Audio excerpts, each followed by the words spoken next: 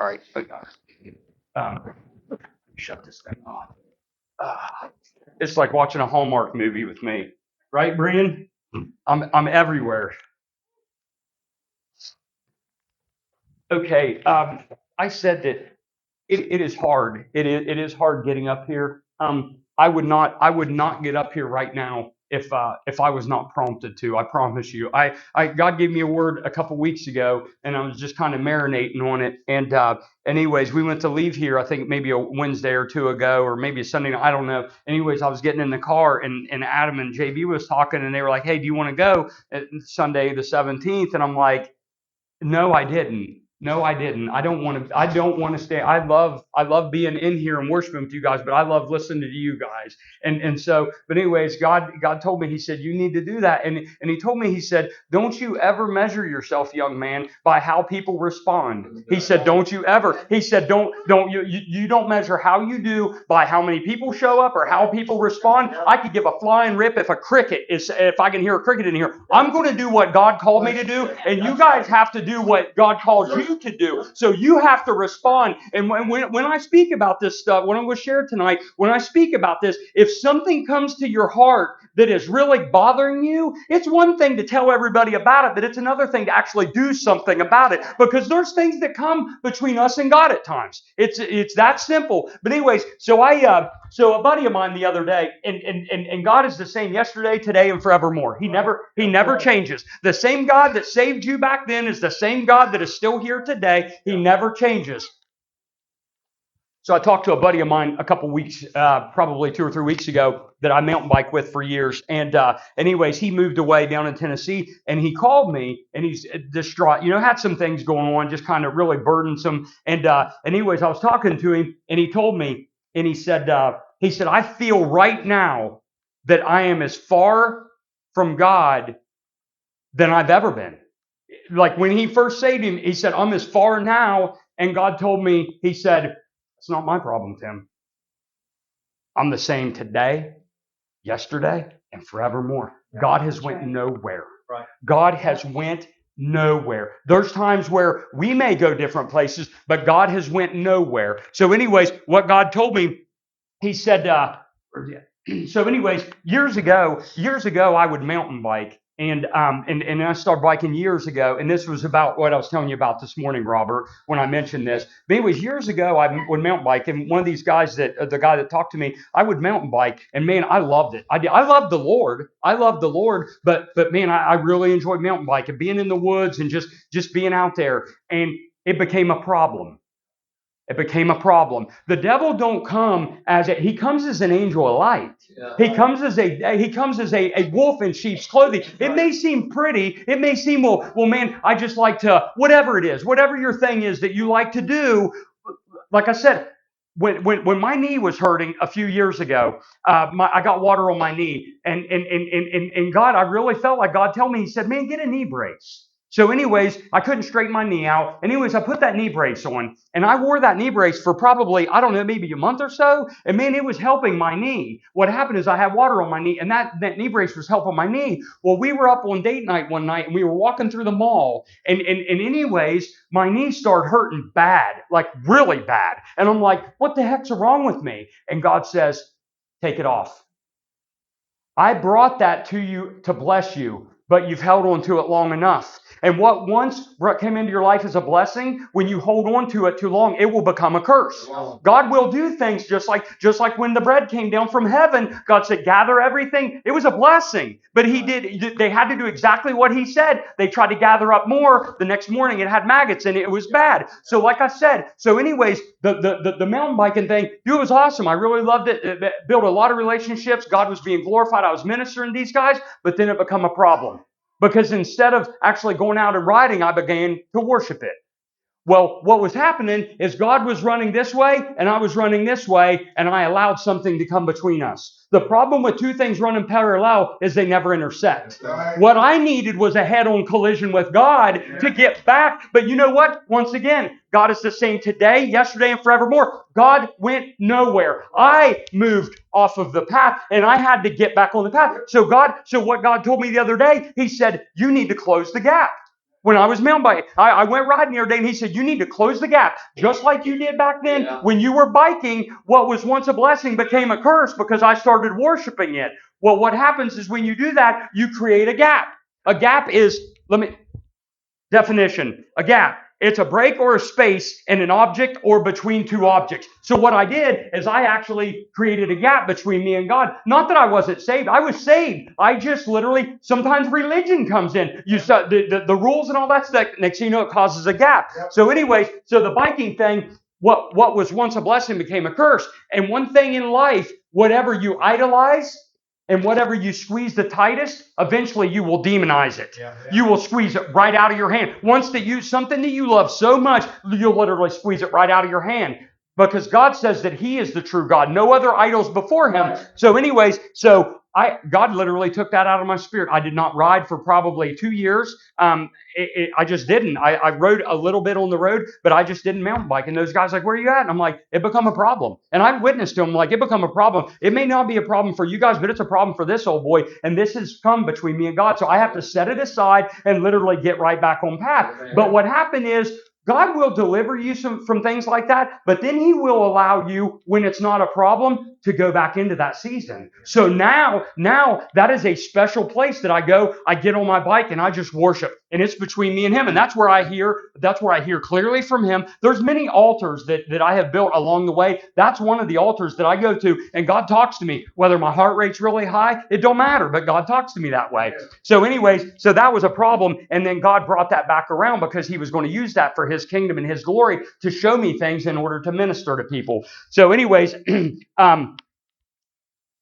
there a couple, I don't know, a month or so ago, our electric went out in our house. And it got really hot in there after like 2 days. Well, anyways, I got the generator fired up, had it running the whole time, but it was a pain to go get a little tiny air conditioner and put it in the window of our kitchen. Pain. So anyways, but it was hot. So anyways, I went and got it and put it in the window. And I'm standing in front of the sink, and it's blowing on me. But underneath it, where the two kind of accordion things come together, they didn't go all the way together because they're out. So what was under the window? There was a gap. Warm air was coming underneath there, and cold air was above there. And what did God say? He said, take the foam that came in the box and close that gap. Yes.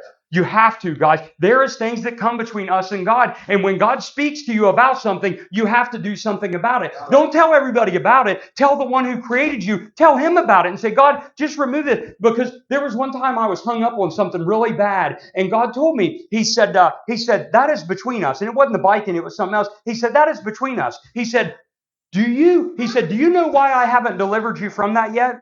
And I'm like, I've asked. He goes, because you didn't really want to stop. He said, I mean business. He said, you have to mean business. He said, I already mean business, but you have to. So there's so much that is on our plate that we just keep throwing it back to God. And God's like, I already did that. I already did my part. Now you have to do your part. So anyways, I asked God 100 times for my family. I'm like, God, man, I just want my family to be close again. And He's like, well, and I'm like, man, I just want them to come out to the house and spend time with them. And He said, so if they don't do that, then what are you going to do? He goes, sometimes you need to close the gap. Sometimes we want other people to give 50%. Sometimes, of course, the people who get up here and speak, I want you guys to all worship because it helps me. And if you won't, I'll worship. I will do my part. I will do 100. I will do 150 if you only give 50, and that'll make the 200. That's just the way it is because we have to worship the Lord. But anyways, so go to in Exodus 14. Let me read this. In Exodus 14, you don't have to open up. Exodus 14:21. So the Egyptians are all after the children of Israel, and they get up to the Red Sea. And Moses stretched out his hand over the sea, and the Lord caused the sea to go back by a strong east wind all that night, and made the sea dry land, and the waters were divided. God Himself created a gap. Yeah. God Himself literally created a gap. That wasn't on us. That was on Him. God literally created a gap that opened up the sea to let the people go across. But then when you go back to 27, after the children had made it to the other side, and of course Pharaoh is right in the middle of it. What in 27? And Moses stretched forth his hand over the sea, and the sea returned to its own strength. And when the morning appeared, the Egyptians fled against it, and the Lord overthrew the Egyptians in the midst of the sea, and the waters returned and covered the chariots and the horsemen, and all the host of Pharaoh that came into the sea after them. There remained not so much as one of them. God created a gap, and then he turned around and he closed the gap. That was on God to do that. Present day, and then you go present day, you go when Christ was on the cross, what did he do? He came to bridge that gap. There was a gap. There was a gap between God and man because of Adam's sin. And we are the ones that created that gap. So what did God do? God sent his only son to bridge that gap. He literally hung on the cross, and he literally was holding on to heaven with one hand, and he was wanting to hold on to you with the other hand. And that was the bridge that we were going to cross that gulf, was through his son. So right then, God said, I am the one that closed the gap between him and us. So present day, whatever it is, if you allow anything in, you are the one that has to close the gap between you and him. This is a marriage of him who already said, I do. Right. Now it's up to you to say, I do. God already done it. He already paved the way. It is up for us. And in any gap that comes between us and God, it is not on him. It is on us. It is for us to humble ourselves before the Lord and to just come up and say, God, I missed it. And God says, absolutely. That's all I wanted to hear. And you literally have to bridge that gap back between. And it's not salvation is accomplished through Christ, but there is things that come between us and him. There's a big difference between being a Christian and then that is a label. I can stand in my garage and call myself a car, but that does not make me a car. I can stand in this building right now and call myself a Christian. That does not make me a Christian. You are the one that is between you and the Lord. And if there is any gap that comes between you and God, you literally have to acknowledge that, and you have to confess that with your mouth and say, God, here I am. This is it. And like I said, it's above and beyond salvation. Salvation is accomplished when you accept him. But there is things once you're saved that will come between you and the Lord. And you have to literally lay that stuff down. You have to come back to him and say, God, I missed it. Don't let pride, don't let religion, don't let anybody else come between you and the Lord. It's one thing to tell your buddies, oh, I messed up. And God's like, where am I in this?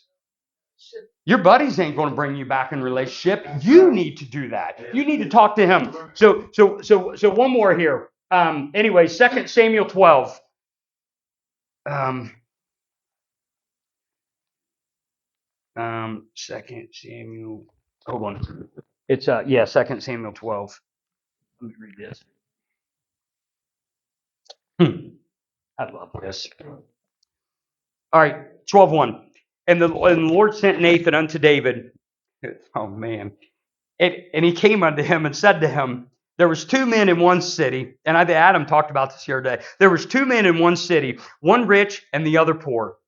Keep in mind that King David just completely lost his mind, the stuff he done. Like what he done with Uriah, and he stood justified. You may have something between you and God right now, and you can justify it all day long. There may be 10 million people right now in this earth doing any one thing, and God says, Tim, they might be doing one certain thing, 10 million of them. That don't mean they're all right.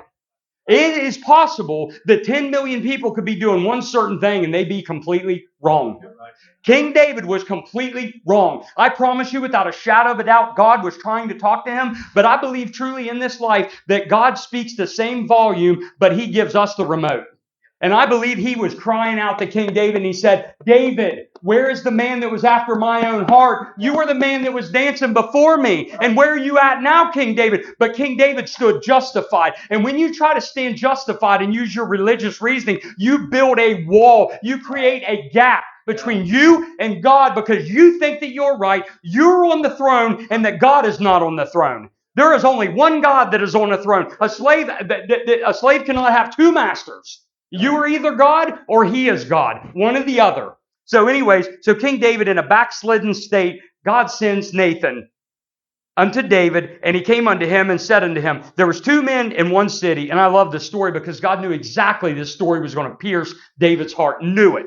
And anyways, the rich man had exceeding many flocks and herds, but the poor man had nothing. And he said, save one, except one little ewe lamb, which he had bought and nourished up, and it grew up together with him and with his children. It did not eat it did eat of his own meat and drank of his own cup and lay in his bosom and was unto him as a daughter.